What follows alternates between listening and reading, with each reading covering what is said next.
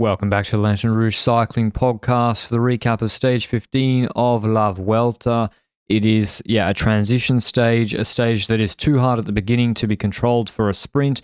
Benji quite wisely yesterday said, if you can't control for a sprint and your little trek, simply put your entire team in the breakaway, which is maybe they took those words quite to heart. 168 kilometers from Aveiga to Monforte de Lemos.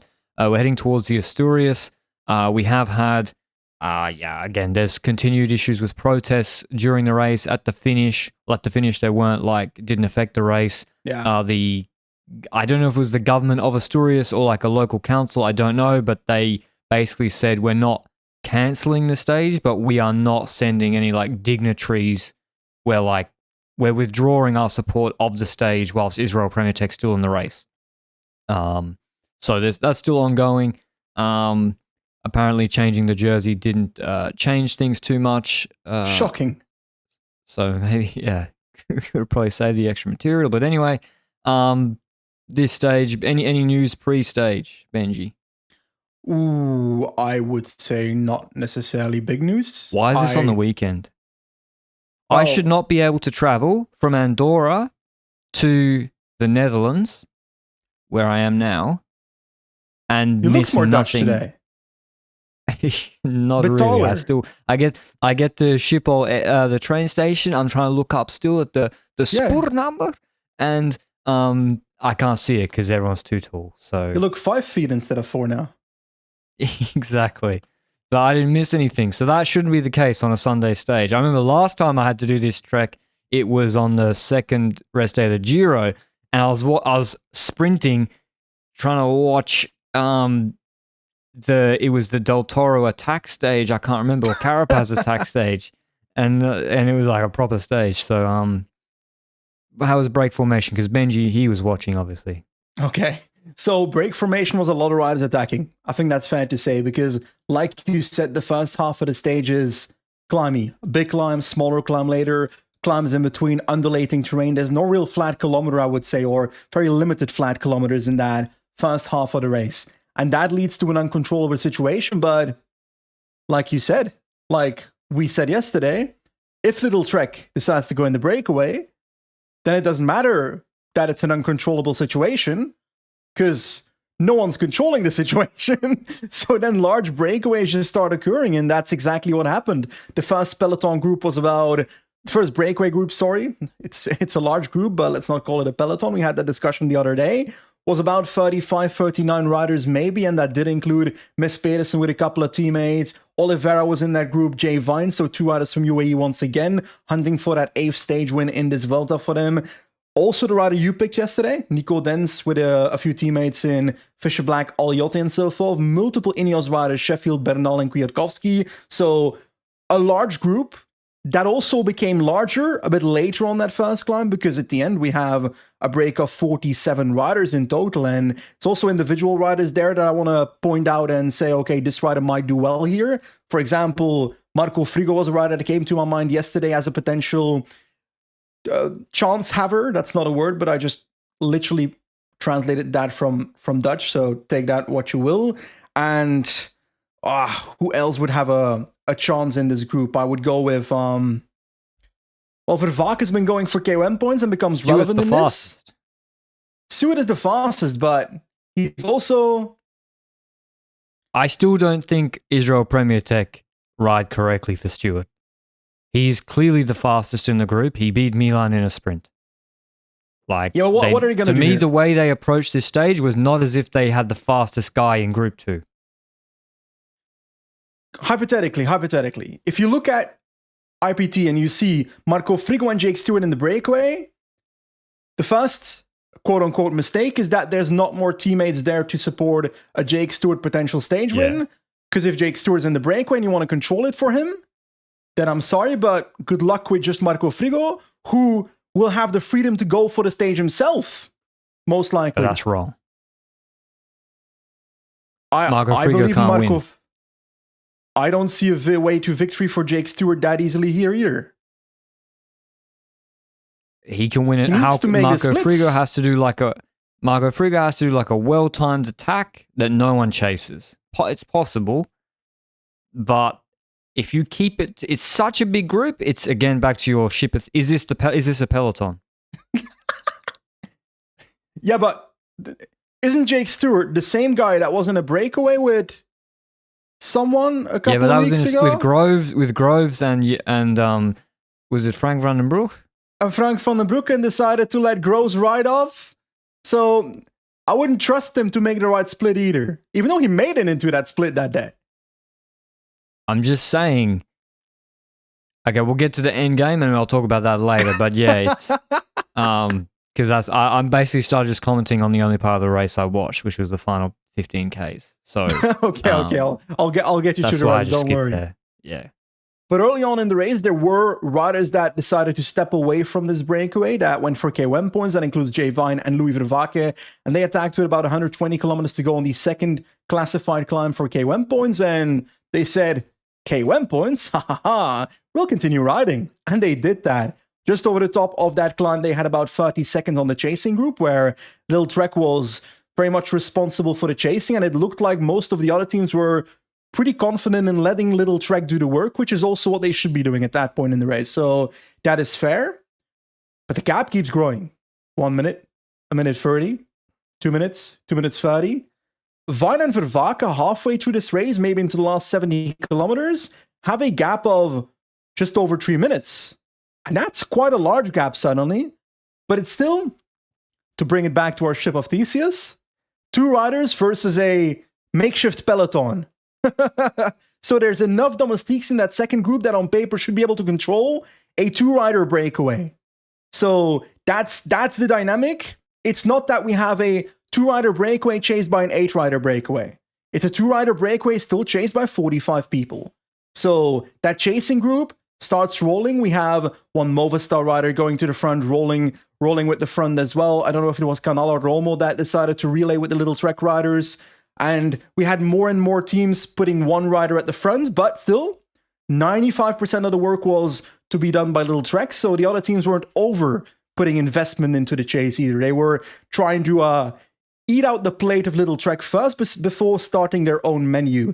And that's basically where we get to 45-ish kilometers to go. The gap is coming down to 2 minutes. It looks like the front 2 riders are going to be caught by the end of the race at this point. But then in the chasing group passes a certain point on the road, and there's a spectator sitting on the side of the road next to a ditch. On the opposite side of the road, there's a Guardia Civil member, and that protester, or well, that spectator is seemingly a protester because he jumps up, tries to jump over the ditch onto the road. Based on my viewpoint, it looked like he was jumping onto the road, trying to jump onto the road, slipping in doing so, fortunately, because he tried to run onto the road as that group passed. And the only assumption I can make here is that he was trying to run into the group, and the only consequence you can think of then is that riders will crash. Yeah, because the way he was approaching them at speed, like he wasn't just moving. Maybe it's hard to be charitable to him and say he was just surprised the race was coming, so he wanted to then go and see the race. No, he was approaching them at speed.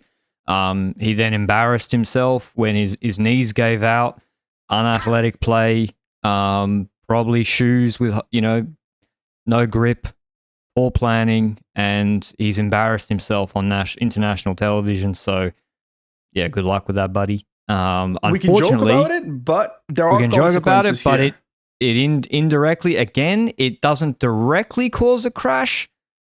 It does cause a crash, but like, I know, but it's like the same with Patilli. They didn't actually knock Patilli. The problem is the peloton is the group of cyclists are all interacting with each other. So if you cause something unusual to happen ahead or behind, it can cause a crash behind or ahead. And what happens is Romo looks back, and then the other riders ahead are probably slowing down because there's another person going to jump out of the bushes. So maybe they slow down more than you expect, and Romo gets his front wheel chopped. And yes, there's this indirect aspect where the Guardia Civil member from the other side of the road tries to pass in front of the group as well to try and stop the spectator protester running onto the road. And in doing so, little track riders have to move to the side a bit. So yes, the Guardia Civil member forces that little track rider to move right a little bit, which probably helps with the touch of wheels. But the direct cause of this crash is that protester trying to jump onto the road. And honestly, I can't imagine what would have happened if he didn't slip. Because what are you thinking? What's his plan? What is the aim here? And the only aim I can assume is that he's trying to jump in the middle of a group of riders spacing at 45 kph. And the only possible consequence of someone doing that is them crashing. And I'm trying to be charitable here, but there's no charitable outcome here. And it's just indiscriminate. It's against any of the riders. And that's why, again, when you listen to the peloton, I liked Elia Viviani's interview the other day, where he was saying we got to stand in solidarity with our colleagues, or more that, the riders are and cycling is uniquely exposed to protest because you don't need to buy a ticket and it's on open roads, and so the riders themselves who have to race 70 days a year. 70 times 150, you do the maths, how many kilometers that is a year. They are very conscious, scared of this sort of thing happening to them. And so, I enjoyed Viviani on Flow Bikes. I think it was Viviani's flash interview. But we then heard rumors that maybe there were protests at the finish. There were protests at the finish, but peaceful. I think the protests at the finish, seemed to be managed fine. I don't know. It's not like they had a camera on them the whole time, but they had extra barriers up. And it goes to show that they seem to manage it completely different to what happened in Bilbao the other day. Maybe there was 10 times the people in Bilbao. Could be, but possibly they had extra barriers and it got managed. But also, I feel like a lot of people try to generalize everything here, and one protester does not equal another protester either. To me, it looked like the people at the finish were not pushing the barriers, were not doing anything crazy. They were peaceful there. They were doing nothing out of the necessarily ordinary. This protester in this specific crash with 45 kilometers to go, I cannot excuse those actions. Yeah. Nor the actions of Marco Frigo in the final of this race. So as we get to the split... I have no clue where you're going with it. I did not look at Marco Frigo specifically at any point in this final. What do you mean? I was like, bro, you have the fastest rider in Group 2. Why are you pulling? And anyway, we move past the protest. We move past. Counterattacks happen inevitably because no one wants to go to the finish with Mads Pedersen with a lead out. Aula, he's just sharp. He just follows the moves, the correct moves. He knows who's the guys to go with. Like when there was the split the other day with Vine and Bjerg, he was with them and he said, "I'm not pulling, lads. You can pull me to the break." And he got in the break that way. Like he's just on it. Frigo, Sheffield, and Dunbar Bridge. So we got a group. It's a slow group with one very, very fast sprinter, the race favorite. So usually that means it's going to be completely uncooperative. The benefit for Pedersen is Ineos have two, and there's still a group ahead. So the Vine and Vivaka at being ahead and relaying compels the group behind to work in some fashion. Otherwise, you just may never catch the group in front. And so I think that works to Pedersen's favor to forestall the attacks quite deep into this final. What K were Vine and Vivaka caught? Well, actually, with about 7 kilometers only, like with 15k to go, they had a gap of 23 seconds still, and that chasing group of Bernal, Pedersen, Buitrago, Aular, Frigo, Sheffield, and Dunbar only end up catching them, cooperating very well because they know they need to get to the front of the race if they want to have a chance of victory here. And with 7k to go, that happens. And I was looking at this group, and I saw Vine and Vervaeke riding like 20 meters in front of the group, about to get caught.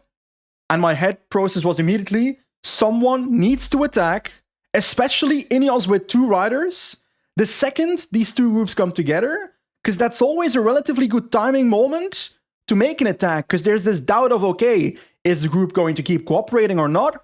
And there's a man that did. It was Ineos, very smart. Egan Bernal instantly counters, but he did get neutralized quite quickly, but I still applaud that move. That was a good move, and it just didn't end up working this time around. But the reality is also, sure, that Bernal move didn't work. It's 6K to go still.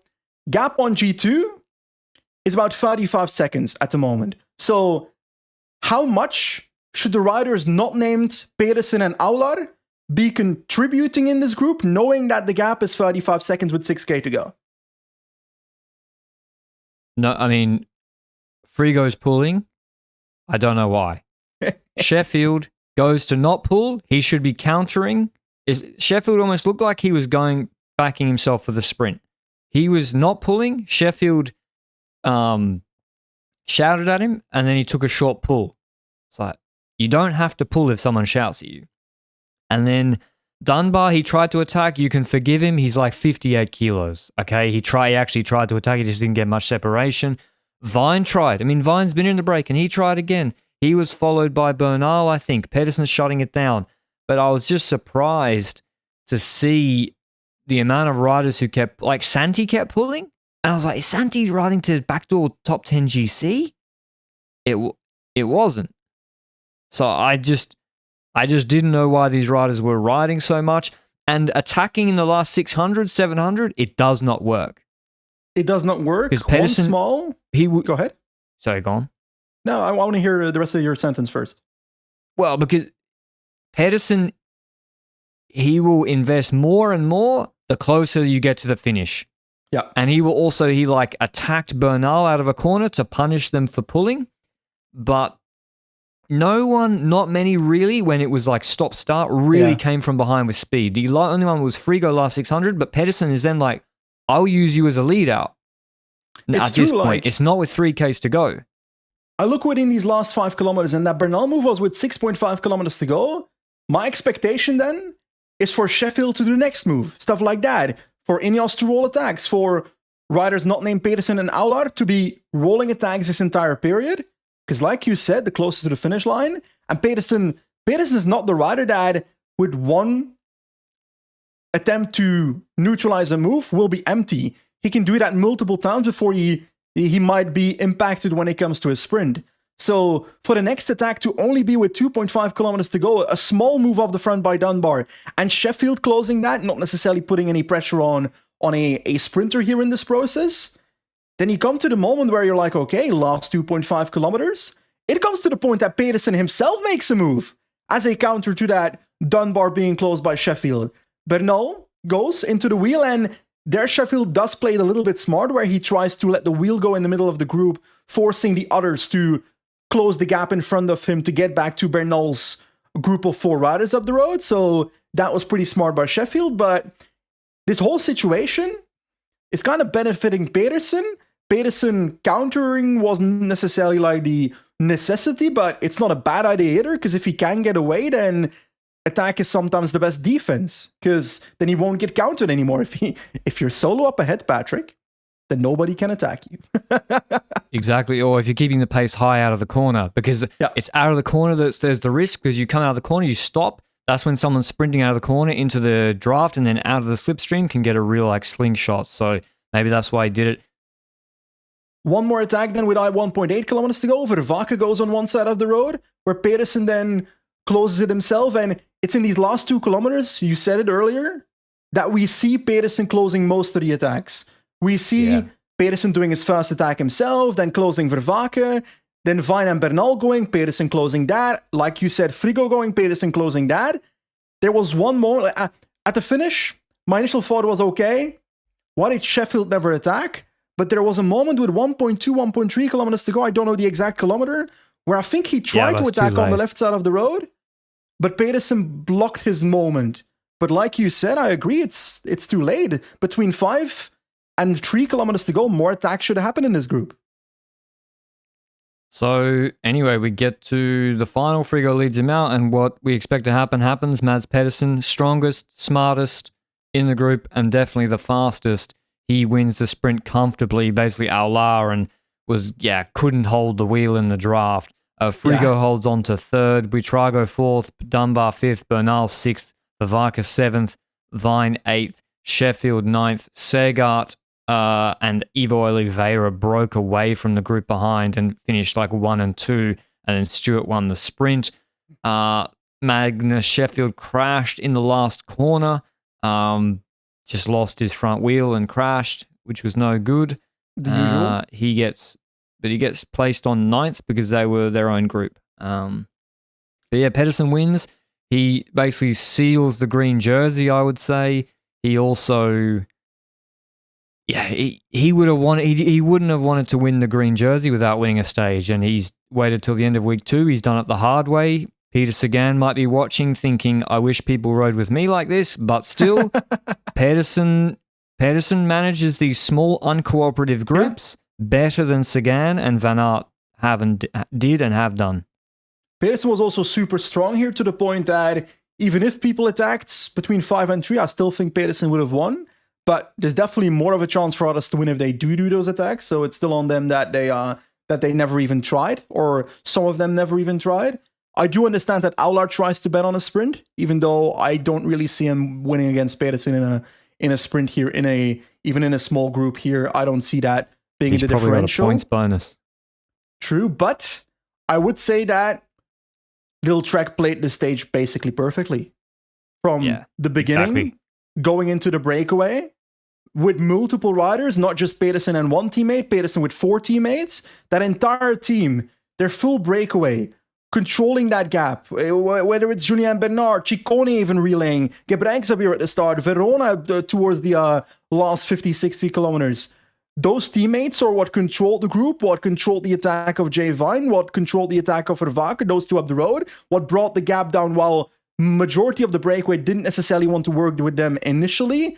And it's really in the final where Pedersen then has the dog in him to make moves himself, to not be, because like we've had numerous moments where Wout van Aert was in a breakaway with a teammate, with a Bart Lemon, for example, in a breakaway stage at Tour de France, etc., where Wout van Aert sometimes leans too much on his teammates to the point that he then ends up missing a split that goes that his teammate can't solve anymore. And Mess Pedersen kind of does the opposite sometimes, where he initiates those moves on purpose to make sure that he doesn't miss those splits to begin with. And that is, I think, exactly. One of the things where Pedersen then has the dog in him in these breakaways, while Wout sometimes fails to make those same exact moves. Sorry for the collateral damage, Wout, but it's a perfect example I could think of. But in the end, he also played the final perfectly the last 2 kilometers, and he was the strongest in this race, and he won as scripted. Pedersen's won 14 races this year. He's won 4 Giro stages, Gent-Wevelgem, Paris-Nice stage, and now a Vuelta stage. So 1, 2, 3, 4, 7 World Tour victories. Yeah, it's clearly his best season ever. And he's like the 2nd-ranked rider in the world, 4,800 UCI points. So it's kind of his breakout season. Maybe they should have brought a sprint train. Did you just say that it's his breakout season as if he was a poor sod? The ex-world champ. 3-time Gent-Wevelgem. Yeah. Okay, let's quickly preview stage 16 because we're not going to have a podcast tomorrow. It's from Pollo to Castro de Herville. This is the... from chicken. Oh, it's written differently. Pollo, yeah. Fue un placer, señores. Yo me quedo por aquí. This is the Miguel Angel Lopez. Yeah. It's been a pleasure, gentlemen, but I'll stop here now. And like delivered ice cold in the team radio. Crazy quote. This is where Lopez just quit the race in 21 and it's the same stage, same final, 168 Ks. It's medium mountains. It gets progressively more difficult. There's no flat. And the final starts with 3.7 Ks, 7% descent. The Prado climb, 3.2 Ks, 9%. It's irregular. There's a 14% 500 meter section bonus gate on top. Descent, another 1,800 meters, 6.5% descent. Then 8 Ks at 5.2% that's up and down. The first 3 Ks of Castro de Herville are like 8% average. This is usually can be a breakaway. It was a breakaway in 2021. The breakaway got caught because Roglic chased Ryan Gibbons, and then the breakaway still won because then Champoussin attacked. I am Clément Champoussin. Attacked from behind and won this stage. So it's a tricky final, flat finish. What do I think will happen? I think the break will win. I think it has to be a good puncher. Who's in the break today? Give me Santi. Give me Santi. Come on, man. What have you learned from breakaways in this Vuelta a España? That Santi will win? You only have 3 options here. It's either Juan Ayuso, Jay Vine, or Marc Soler. There is no way UAE does not win if this is a breakaway who else is on stage. Their team? Nah, Domen Novak, it's your time, buddy. I'm going for Ayuso again for this one. It could be Vine as well. Could go either way. They're not. They can't, Benji. They can't. I'm telling you, it's happening. It's happening. And I'm going to say that I expect Jonas Vingegaard to take time on Almeida on this stage. I feel like the more stages they win, because like if they win the Vuelta and they win 10 stages, it caps off the best season almost ever. Like maybe 100 if they get second victories. with 10 stages, it actually gets fun. More embarrassing the more stages that you win, yeah. And if Almeida loses by a very small margin. No, if he loses by a very small margin, I mean. If he loses by like 25 seconds, it's already small enough to make it interesting, the conversation. To be, because then the post-hypotheticals begin of where you could have done it differently. If Vingegaard smokes him in week 3, the opposite narrative will be the case. It'll be UAE was smart to take 10 stages when the second was best anyway. So, I think, I don't know, like, my gut feeling is Almeida wins on Bola del Mundo, but Vingegaard takes time on him tomorrow. Well, if he takes time on him tomorrow, Almeida's got big problems. I feel like when I look at this parkour, it's slightly punchier than... Because tomorrow they're having a rest. Okay, sorry. Well, Patrick, when there's a rest day, I go into... Hibernation. I reboot 2 for 24 hours. Yeah, so I don't witness that day. Exactly. I'm going to standby. It's why I age so slowly. Why I still look 20. Because every time there's no race, I'm in standby. Why I'm aging too fast? Because on Monday I'll be watching Tour de Mickey Mouse, some bullshit. Be like, oh, look at this junior. That's why I look 45 kilo. Yeah, exactly. Alrighty, I'm going with Santi from the break. I'm going for Juan Ayuso or Jay Vine. Juan Ayuso or Jay Vine. I'm going for Ayuso takes this one. Ayuso. I think Vine is being a good teammate. Ciccone, it would be good for him, but he looks fucked, so I don't think he has the level, right? So, like, what we saw from Ciccone the last 2 days is not good enough to win from the break. I don't see it. No. How far is he behind even? Ages. He can go Is on he the break. completely gone? Well, no, he's only on 12 minutes. Junior Lesser, respect on the name. Lesser is into the top 10 on 5:49. He Lesserves into it. Yep. So maybe a bit strange for Bahrain not to defend Trine's top 10 position. Speaking of strange from Bahrain, we have the final stage of the Tour of Britain. Fred Wright was in a breakaway with Julius Johansson and someone else. Tranchant? And Tranchant, yep. And it was like, there was like a 3-4 minute really steep climb, 12 k's from the finish. The breakaway made it over the top. Remco got let out because he was 2 seconds behind Gregoire on GC. So he wanted to go for go for GC. Gregoire covered everything. The break was nearly caught because Eulalio fully chased Fred Wright on half of the climb, which was crazy. Like, it was, crazy to watch, basically. And then the breakaway got more leash because Gregoire wasn't pulling. He's, he wants the bonies gone to the break, or he wants sprinters to come back to take the bonies away from Remco or Alaphilippe.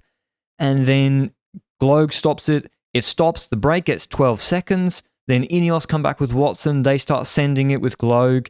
And then we don't see the peloton. We see Brennan moving Coy up. So Coy is somehow there. We don't see them chasing at all. We see Fred Wright about to win the sprint easily. Like, he's about to win the sprint comfortably against Tranchant and Johansson. Was a Kern Farmer guy on the break too. And then Coy comes out of nowhere, slaloming through and wins the stage. Fred Wright's never won like a UCI race outside of the Natty Champs, which was 2 years ago. It's his home race, and he loses by a bike length. Like, if I was him, I would not be happy with Eulalia. I wouldn't be too happy with Eulalia either, but it's not just today. Fred Wright has shown in many, many occasions that he might not have the clutch gene. No, but he didn't do anything wrong here. You're right, but there's something about him. There's this X factor, this hidden X factor, this talent that he has, where when he's in that moment, his legs cap out at 10 watts less than he needs to. Like, the problem has been, like, in the Vuelta stage, he lost to Ferrara or whoever it was. The problem was he was too eager and he just led them out from 500 meters. Today, for once, he finally finessed them, won the sprint easily, and then Coy gets a massive slingshot back to him. Was there also not another stage, maybe in a Catalunya-like stage, where he had to do something against Luis Leon Sanchez that ends up winning? Might be inventing it in my head. I could be completely wrong, but it's a long time ago. So, but also, one more thing about this race, I think Remco got a tiny penalization, 100 Swiss franc and 10 UCI points for the brake check yesterday, which that doesn't disincentivize anyone to stop braking checking people. Like, if that is the punishment for brake checking. You get a yellow for throwing a bid on in the wrong place. 100 Swiss franc and 10 UCI points, man. It all adds up. Anyway, Gregoire, quite impressive, actually. He takes the GC victory by 2 seconds ahead of Evenepoel. Alaphilippe third. So, yeah, Alaphilippe was in the sprint. If he still could have won GC. So, quite an exciting finish. Coy wins his third stage. In the Simac Ladies Tour, Vibers won her fifth stage and GC ahead of Balsamo and Yastrab. So, yeah, Vibers just keeps winning. In Toscana, Alina Janssen won both the last stage and GC. In Istanbul, De Scheudner, sprinter for Lotto, won, and then Koilitz won the GC. And in Larciano, in GP Industria and Artigianato, Piganzoli attacked with Scaroni, Del Toro went across, and then, of course, Del Toro is the fastest, and they worked together basically on the downhill, and Del Toro dusted the two skinny Italian lads in the sprint without too much bother. So he also just UAE win every day. They didn't win in the Vuelta today, but Del Toro saved it for them. So they Victory are on 81? how many victories? 81 victories. So last year 81. So record is 90. I'm thinking. So look out for the match in AI graphic when they get to 82. But what's the record? I don't know. Benji, no one knows. I think knows. it's 90. Okay. They just fucking win. They could win 100. Is like, if they win 100, I'm like, that's crazy. Yeah, but I'm sorry. They could win even more. Like, it's not that hard to win more. Oh, you can send Del Toro you can send Pogacar to the GP Crunch and the GP Porridge and the Trofeo. No, they're dot twos. Palma. That doesn't even exist. Yeah, where is Pog?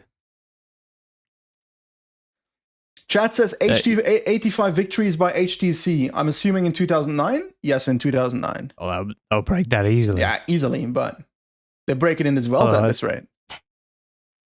Pog, get ready to learn Pog, get ready to learn Chinese. To Guangxi. Pog to Guangxi.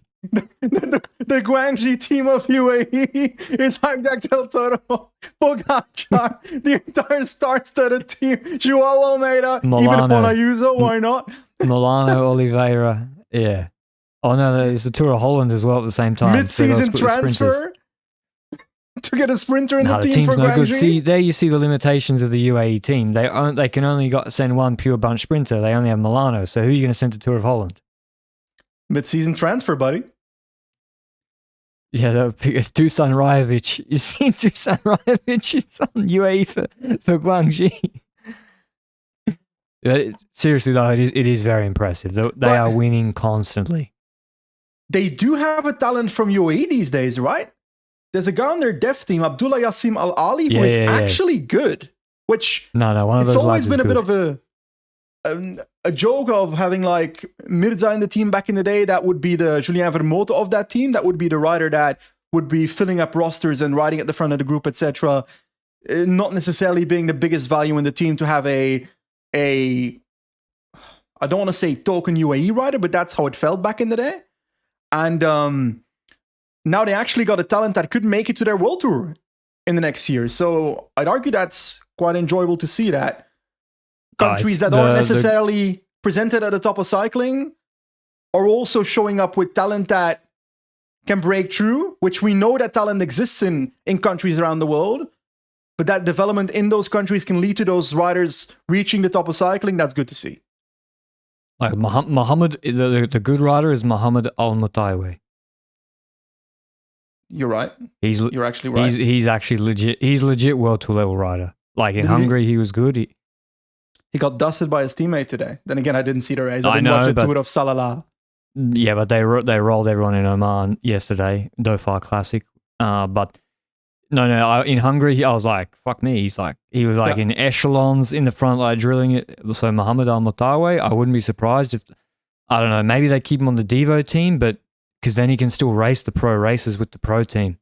So and it's not like they're beating other UAE riders or something or Oman riders. It's actually the Conti level teams that show up to these races. And Terenganu's there, Shimano Racing from I assume that's a Japanese team.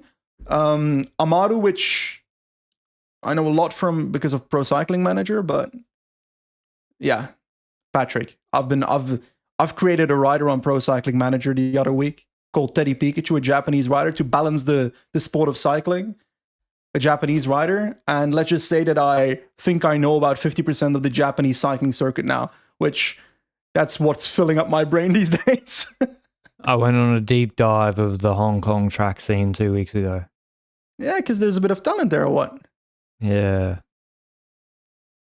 Don't want to talk about it. Yeah, so we'll have a rest day tomorrow. But yeah, UAE going from strength to strength, and we'll see what happens in the Vuelta on stage 16. Benji and I will both be looking forward to that stage. Hope you enjoyed the recap. If there's any other news we missed, we apologize. Until then, ciao ciao.